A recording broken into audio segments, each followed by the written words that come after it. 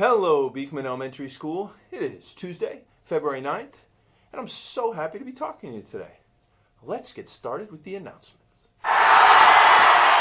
So, in continuing with our theme of Black History Month, I researched a little bit about a famous American, and I want to share that with you today. So, have you heard of Muhammad Ali? You haven't? Well, let me tell you more about him and why I think he's a wonderful American we should celebrate during Black History Month. So, Muhammad Ali was a world champion boxer who was also famous for his devotion to equal rights and helping others. He won an Olympic medal, a gold medal, in 1960 at the Rome Olympics. And then in 1961, Muhammad Ali converted to Islam and he started to speak out against injustice, inequality, racism, and discrimination. In 1964, Ali had knocked out Sonny Liston and he became the heavyweight champion of the world. In 1967, Muhammad Ali spoke out against the Vietnam War, and he refused to serve in the military because of his beliefs.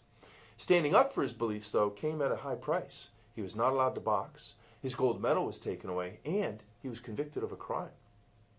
But his conviction was overturned by the Supreme Court in 1971, and he was allowed to box again. So over the next few years, Muhammad Ali had many fights, and he won some, and he lost his championship, and he won it back. And then he retired from boxing in 1981. In 1984, Muhammad Ali was diagnosed with Parkinson's disease, but he remained active in public life. He continued to fight for what he believed in, and he raised money for Parkinson's research. He supported the Special Olympics, and he supported the Make-A-Wish Foundation. In 1998, Muhammad Ali was chosen by the United Nations to be their messenger of peace because of his work in developing nations.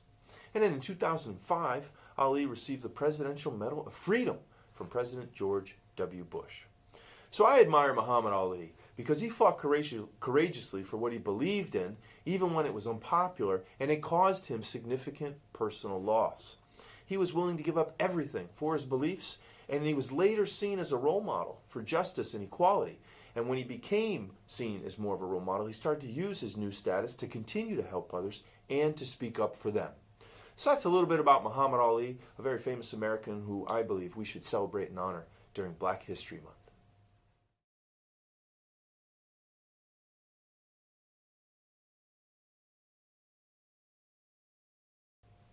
So I'm very pleased to announce that we have some information about the Reflections program. You may remember way back when lots of students submitted for Reflections projects and Reflections creations, and maybe you did too. Well, those students from Beekman who moved on to the regional level their artwork was reviewed by a panel of judges at what's called the Taconic region level. And I'm pleased to announce we have 8 Beekman Bears who are moving on from the Taconic region level to the state level. Isn't that amazing? It's outstanding. So congratulations to these Beekman Bears. Way to go. You are moving on to the New York State level in the Reflections program. So Gianni Agello, congratulations. Avery Cohen, congratulations. Gabriela Duque Morales, way to go. Tyler Gabari, congratulations. Evelyn Holman, good job. Natalie Haraska, congratulations. Santino Kizis, way to go. And Sadie Mackey, awesome job. So I don't think we've ever had that many students move on to the state level. It's quite an accomplishment for those students, and it's great recognition for our school. So thank you, great job, and good luck at the state level. All right, so we got some great news. Last weekend, Mrs. Wright, one of our kindergarten teachers, she happened to be at Staples, and she was looking for supplies for her own family when she learned that they, meaning Staples, were donating supplies to schools during this challenging time of remote learning and hybrid learning. So Mrs. Wright told them that she's a kindergarten teacher at our school, and she asked if she could get some donations for some Beekman Bears. Well, guess what? Mrs. Wright got supplies for every Beekman Bear. That's right, 417 bags of school supplies. Isn't that amazing? So here's a picture to prove it. Check this out. In this picture, you see Mrs. Wright on the right. How appropriate. Get it? Mrs. Wright on the right. And there's also 2 Staples employees who put every box and bag in her car. And they are Stephen Kleckman and Brian Benvenuto. So just a huge thank you to Staples. Thank you, Mr. Kleckman. Thank you, Mr. Benvenuto. And thank you, Mrs. Wright. Great job. So each bag contains, well, let's take a look. What's in each bag? Each bag has a box of crayons. It has a box of colored pencils.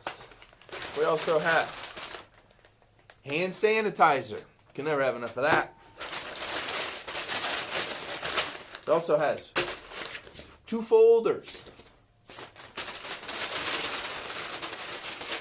and a bag.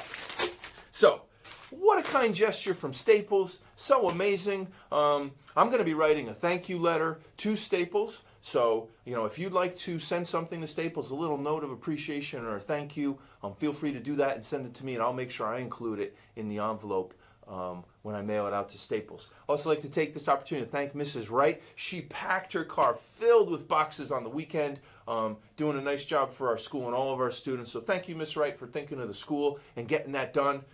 Great job. We really appreciate it.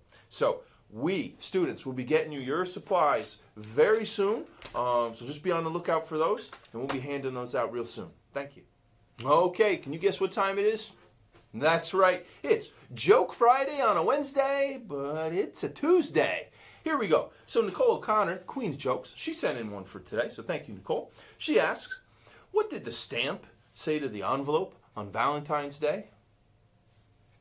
I don't know, Nicole. What?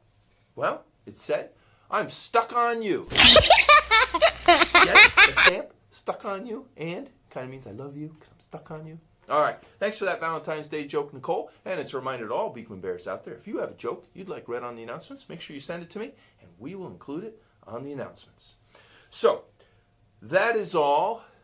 Actually, no, that is not all. Before we wrap up the announcements today, we have some pictures of students and their creations for the February STEAM Challenge. That's right. Hopefully you didn't forget that we have a STEAM Challenge this February. Mrs. Thyberg read us a book a few weeks ago, and she let us know that you can be an architect, and that's your STEAM challenge, to be an architect and create something using anything that you have at home. So hopefully these pictures inspire you to take on the February Architecture STEAM Challenge.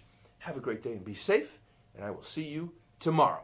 So don't forget, watch these pictures from Beekman Bears of their February STEAM Challenge projects.